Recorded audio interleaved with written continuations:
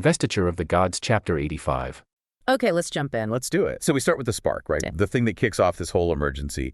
It's an immediate military failure at the front. A total disaster for the Shang. The commander at Lintong Pass, Wu Yangchen, has just been completely routed. He lost his best men, and the text says the Zhou forces had him enclosed in the center of the battlefield. He's trapped. Totally. He's forced to retreat, beaten, sweating, his armor's all askew.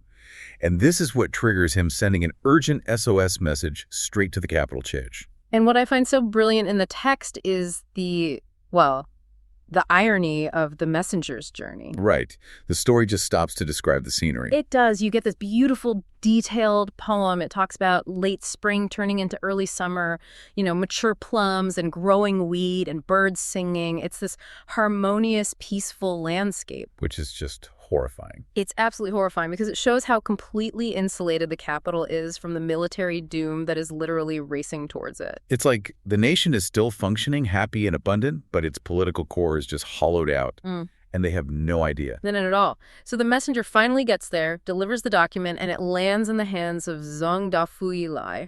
And Eli knows this is serious. He takes it straight to the prince, Wei Ziqi. And that's where the shark really sets in. Wei Ziqi is just utterly horrified by what he reads. He has that great line, "The enemy is at the gates, yet the Son of Heaven rests high, unknowing."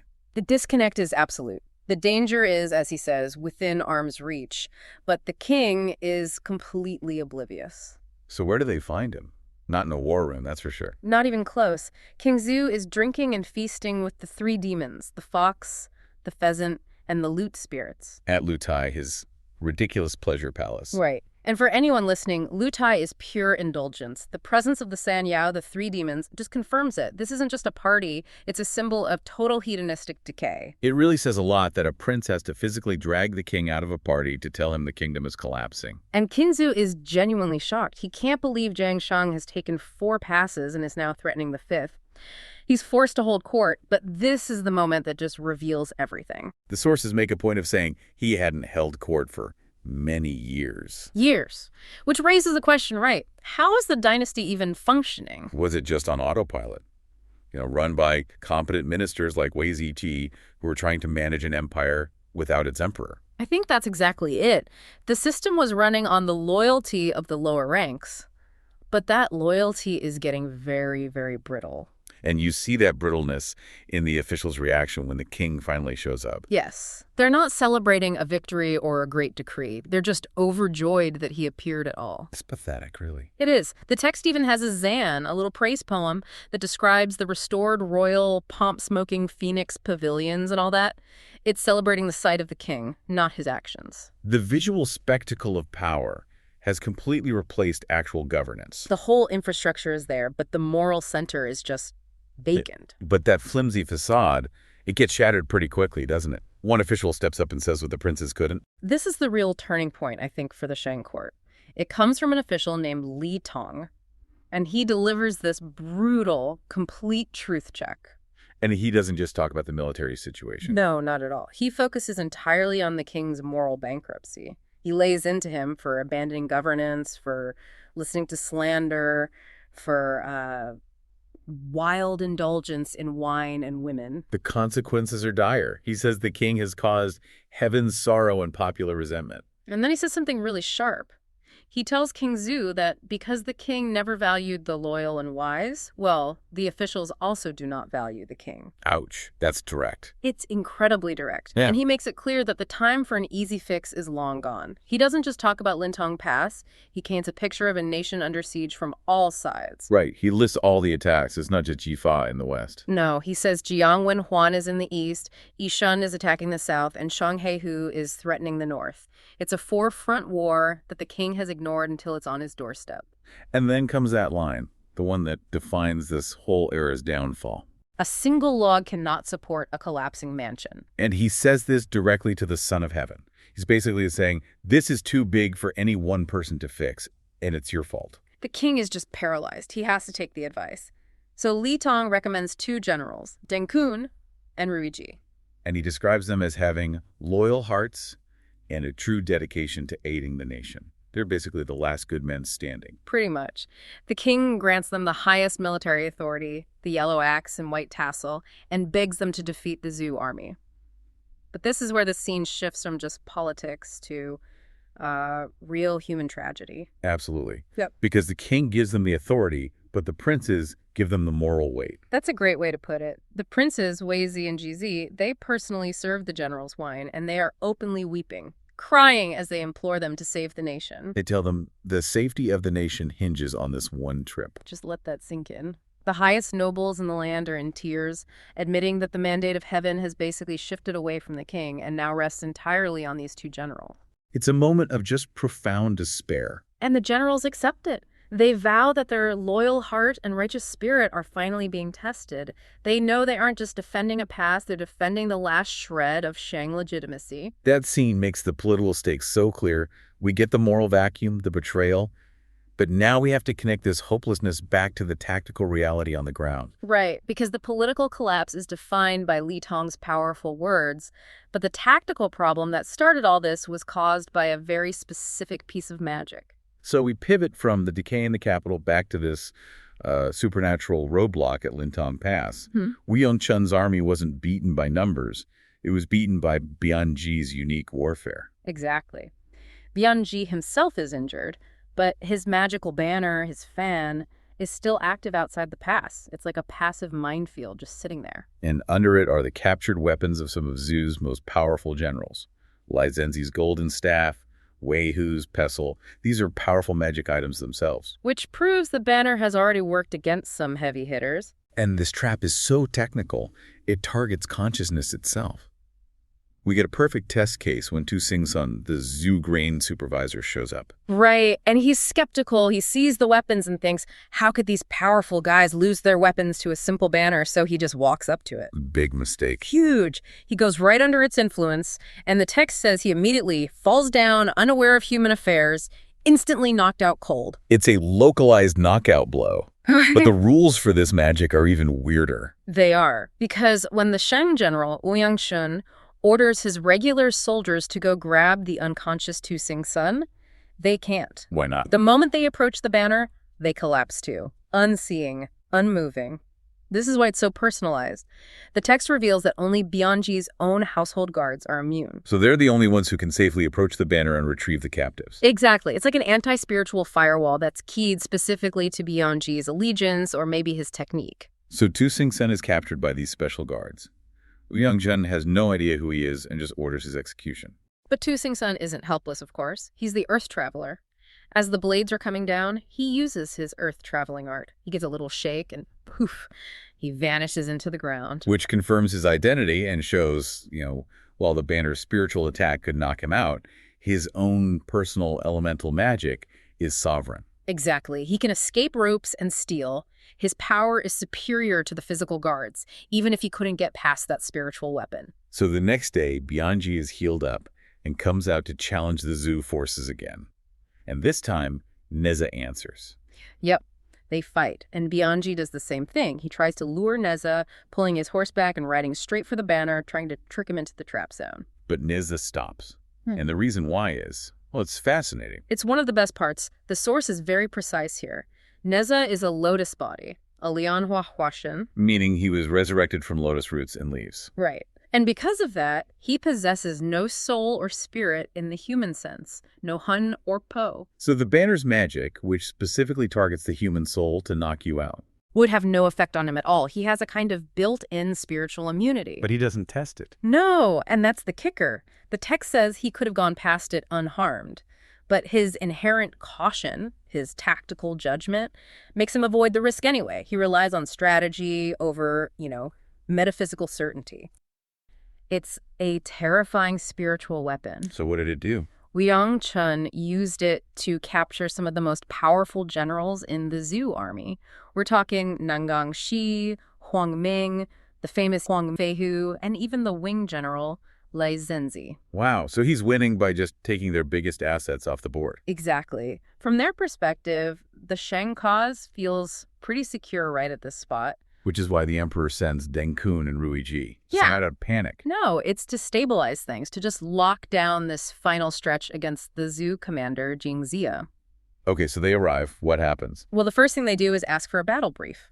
And Wu Yangchun, who is, justifiably proud of himself, starts talking about his greatest triumph. Let me guess. He confirms that he captured the rebel of the Five Passes, Huang Feihu. And he says this, assuming he's delivering really good news. And this is the pivot. The entire narrative just shifts from this big political story to something intensely personal. Wu Yangchun has no idea that by confirming that one capture, he has basically just sealed the pass's fate. Absolutely none. Because we learn this crucial hidden detail. Huang Feihu is actually Deng Kun's close relative, his maternal cousin's husband, to be exact. Oh, wow. Okay. So this isn't about defending the Shang dynasty anymore. Not for Deng Kun. Suddenly it's about defending a system that is actively holding his family captive and threatening them. So his entire mission to shore up the imperial defense now puts him in direct opposition to the safety of his own family. That's a huge conflict. A huge moment of isolation. The text says he immediately reasons that this changes everything. The war is fundamentally lost. But how does he make that leap so fast? From, my relative is captured to the entire war is lost. Because it connects the personal injury to the overwhelming political reality. He thinks to himself that 800 lords have already defected to Zhu. Okay, so that's not just a rumor. That's a statistic. It's a fact. It means 2/3 of the known world has already switched sides.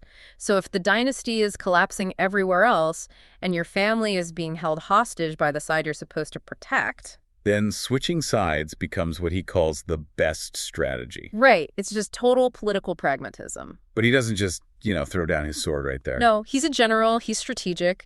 He resolves to observe Ruiji first. Treason is dangerous, but coordinated treason, that's a viable military option. So he decides to wait. So the next day, they all march out. The armies are marshaled for this big confrontation. They are. And we get this one final kind of subtle act of Shang caution. What's that? Their subordinate, Bianji, explicitly warns them about Wu Yangchun's banner. He points out that the Netherworld White Bone banner is still hanging high up there. The weapon that won them all their victories so far. The very one. And he tells the troops to take the left path to physically avoid its range. They are literally going into battle having to skirt around their own side's greatest weapon. That's a terrible omen right there. It really is.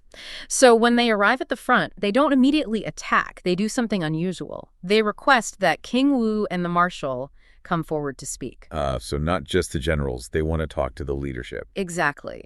And Zhang Zia, the Zhu strategist, he gets it immediately. He recognizes this implies a deep intent. So he brings King Wu to the front line. And this is where the whole idea of the mandate of heaven stops being, just a philosophical concept. And becomes something tangible, something you can see. Right. The sources are so specific about the visual impact King Wu has on them. They see his dragon and phoenix demeanor, his divine energy. There's talk of a golden aura and a purple mist that seems to surround him. So he literally looks the part. The text is telling us, and the generals are seeing with their own eyes, that this guy is the Lord who responds to destiny. Yes. And that image alone just challenges the entire premise of their loyalty. You're told to fight a rebel, but the rebel shows up looking like he has heaven's direct endorsement. Which leads to this amazing clash of words. It does. Deng Kun and Ruiji start, and they're focused entirely on tradition, right? Completely. They accuse Zhu of violating the four virtues, of being ungrateful for King Zhu's past mercy. Yeah. They're clinging to the old order. Their solution is basically surrender, and maybe the emperor won't kill you. Pretty much. Submit for mercy is the phrase they use. And Jiang Ziya's response is the classic Zhu rebuttal. He just pivots entirely away from tradition and toward fate. He invokes the mandate of heaven, Tin Ming Wuchang. The mandate is not constant, it's fickle. And it only passes to the virtuous. Right. He doesn't even bother to defend Zhu's actions. He just destroys King Zhu's legitimacy. He lists all his sins, tyranny, immorality, slaughtering ministers, neglecting the rights. Guilty of every sin, I think the text says. It does. And then he delivers that ultimate invitation to abandon the dark and turn toward the light. But talk is cheap. They're still imperial generals. It's going to take more than a good speech. Oh, it does. It takes something else entirely to truly break their will. And that something else is? Pure, terrifying force. The battle begins, but it's almost immediately overshadowed. While the other generals are stalled, the real catalyst appears. It's Neza. It's Neza, and he doesn't just ride in, he manifests his full, horrifying, cosmic form. Which is what, exactly? 3 heads and 8 arms riding the windfire wheels. This isn't a man or a general anymore. This is a Taoist deity who's come to fight. 3 heads and 8 arms. That's not a fight. That's a demonstration of a total cosmological mismatch. The psychological impact is immediate and absolute. The sources are really clear about Deng Kun's reaction, aren't they? Extremely. He sees this abnormal appearance and is so terrified that his soul scattered. He doesn't even try to fight him. No, it's pure panic. He just orders an immediate retreat, drags everyone back into the pass. Neza's appearance basically confirmed every rational fear he had. The gods are literally on King Wu's side. So they get back inside the pass.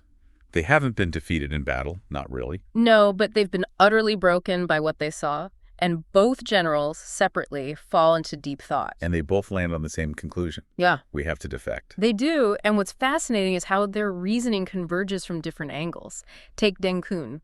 His internal monologue is, it's very logical. Right. He confirms the time is with Zhu. King Zhu is finished. King Wu's imperial aura is undeniable. He knows Jiang Ziya's forces are full of these Taoist experts. Like Neza. Exactly. And most importantly, his relative, Huang Feihu, is still trapped. He has personal, political, and spiritual reasons all pointing the same way. What about Rui Ji? Is he thinking the same thing? Almost, but from a different perspective. Rui Ji's reflection is almost purely pragmatic military calculus. He agrees that King Wu has a superior heir, and that Jiang Ziya's followers are extraordinary people. But his conclusion is simpler. Which is? Since Zhu already controls 2/3 of the world, holding Lintong Pass is fundamentally impossible. His primary concern is preventing a slaughter. So for him, it's about his troops. Surrendering will save lives? Yes. Further resistance would just be criminal negligence, so he resolves to sound out Deng Kun the next day. Their decision, made in a private room, that's the pivot point for the entire campaign. That's it. Okay, so let's set the scene for this. It's almost like a political thriller. We start behind enemy lines. Right. Deng Kun and Rui Ji, the commanding officers, they're not sitting pretty. The sources show they are already expressing some intense private concerns about the sheer strength of the Zhu forces. And it's more than just a military assessment.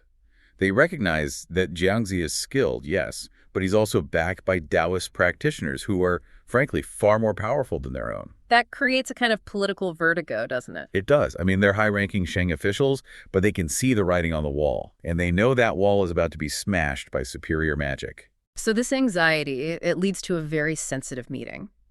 Deng Kun invites Rui Ji to drink in a secret room. He starts a conversation that is so dangerous, so politically charged. Oh, if a single guard heard it, they'd both be executed. Yeah. Instantly. And this ritual of drinking wine, it's necessary for this level of treason. It is. Right? Deng Kun has to be absolutely certain of his ally.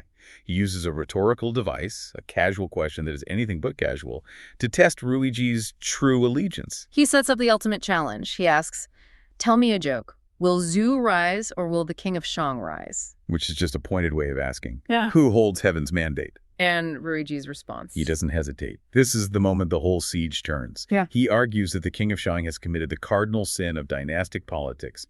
He has lost virtue. He's lost Shai. Yes. And when a ruler loses virtue, the world fragments and the people, they demand clarity. They demand a new, clear ruler. That's the classic justification for regime change, isn't it? But how much of that is genuine moral outrage and how much is just, a good cover story for switching sides when you know you're on the losing team? Well, that's the strategic brilliance of the argument. In dynastic China, the claim of virtue is the currency of legitimacy. Rui Ji is providing the necessary philosophical, even legal framework for their treason. So he's building the case. He's building the case. He points out that Zhu Wu is benevolent rende, and his advisor Jiang Ziya is highly capable. And on top of that, he notes that Zhu Wu has these powerful Taoist masters acting as their crucial wings. So it's not just a moral argument, it's a detailed strategic assessment. Zhu has better leadership, better advice, and crucially better magic. Exactly. Rui Ji concludes that the future ruler of the world must be Zhu Wu. And Deng Kun agrees immediately, but there's this moment of deep regret. He laments that they were not born at the right time, and then he quotes that ancient wisdom that seals the deal. The one about the bird. A good bird chooses its tree to perch, and a worthy official chooses his ruler to serve. And that's it. That is the formalized admission. Their loyalty to Shang is broken. They realize that if they stay, they would die in vain. They have to defect. But here's the problem, the central logistical problem. They're senior commanders inside a heavily defended pass. They can't just send an email. They have, as the text says, no door to enter. They need a connection. And this is where the plot leaps from high-level political calculation into sheer, unbelievable, magical serendipity. Their logistical barrier is about to be smashed by an agent traveling through the very earth beneath their feet. So while the Marquises are sitting there, frustrated, Zhang Jie is back in the zoo camp, equally frustrated. What's specifically stalling him? It's that magical defense system, the ghostly soul white bone banner. It's a terrifying piece of magical technology. I mean, the banner isn't just a physical barrier. Its effect is psychological. It's destructive. So what does it do? It covers the landscape in this suffocating mist. It causes extreme disorientation, fear, hallucinations among the troops. Any army that tries to pass through is immediately scattered, disabled, often fighting phantom enemies. The Zhu army is effectively stopped dead in its track. Totally. So Jiangxia can't launch a conventional assault. He needs intelligence on the magic itself. So he calls in his most unconventional asset, Tuxing Sun, Earth Traveler Sun. And he's critical because he can bypass all conventional defenses. That's his whole thing. He's instructed to scout for weaknesses, check on some captured generals. He moves quickly, just burrowing through the soil beneath the pass. He first tries to scout the prison, but the guards are alert, so he backs off. He's moving blindly underground, just searching for any scrap of actionable intel. And that is the moment fate or destiny or whatever you want to call it intervenes. He tunnels directly beneath the secret room. He stops. And he hears everything. He overhears the entire high-stakes conversation. The defection, the talk of virtue, the need for an intermediary. The whole plot just falls into his lap. It's an intelligence jackpot secured entirely by being in the right place at the right time. A few feet below the floorboards, Yep. you have this incredible image of a spy literally listening from the basement, realizing he holds the key to the entire war. He doesn't waste a second.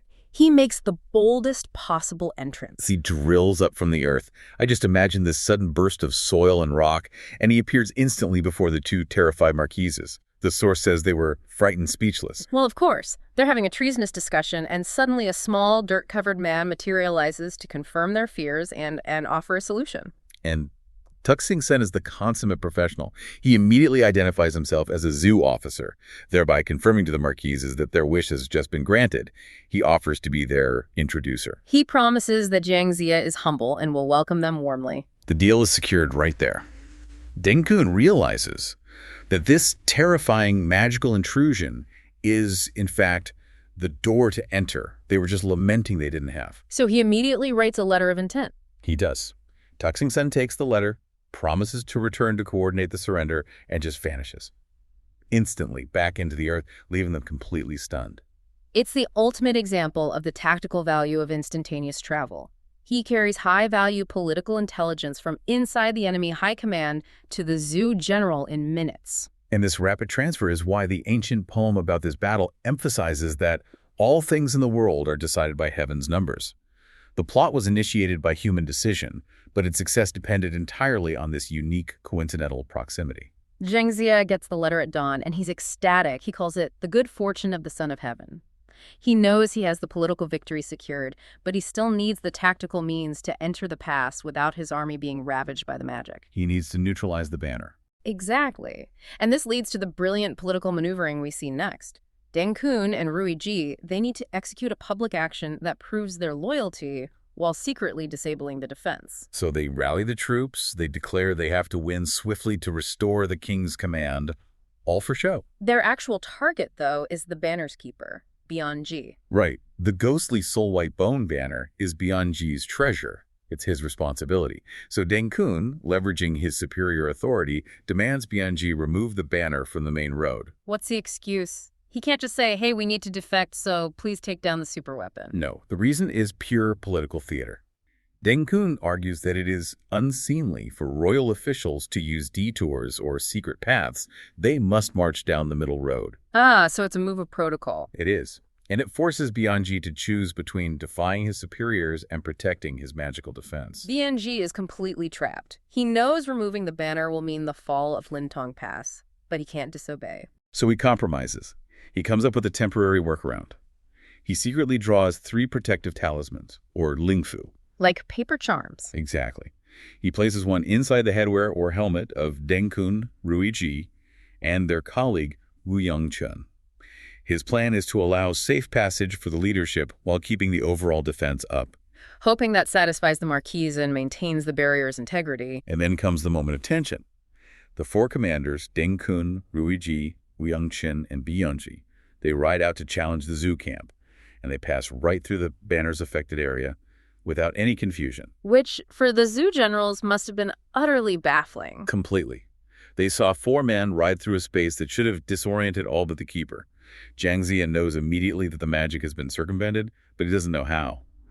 The ruse is successful, but the vital intelligence is still missing. So now we get to the necessary theatrical violence. Dengkun and Ruiji need to maintain their illusion of loyalty. Right. They engage in a brief sham battle with Zhu generals like Huang Fibiao and Horn Feibao. A bit of showmanship. All showmanship. They clash weapons, they make noise, they exchange fierce words, but neither side is really looking for a lethal confrontation. They perform just long enough to justify their ride out, then they retreat to rest and regroup. But Jiang Ziya, he ignores the performance. He's focused on the strategic anomaly. 4 men pass the barrier. He needs the secret. And he knows exactly who to ask. Tuxing Sun volunteers for his second and even more crucial infiltration. This second trip is all about the details. Tuxing Sun slips back into the pass and finds the Marquises. They're relieved to see him, knowing they have the key piece of tactical intelligence he needs. And they explain the whole scheme. Bianji's compromise, the use of the talisman, and where he hid it. Inside their headwear. This is the physical transfer of power. They hand over their protective talisman to Tuxing Sun. They urge him to take it to Jiang Ziya quickly and hasten the attack. They promise they now have a concrete plan to surrender the gate at exactly the right moment. I mean, stop and think about that. The fate of a massive siege, the continued existence of a 500-year dynasty, boiling down to a tiny piece of paper. A simple charm passed from a defecting general to an earth-traveling spy in the dead of night. And that small piece of paper contained the subtle formula of the enemy's entire defense. Jiang Ziya receives the talisman, he understands its structure, and he instantly prepares to write new counter-talismans for his whole army. The magical defense of Lintong Pass, which had stalled the Zhu for weeks, was neutralized overnight.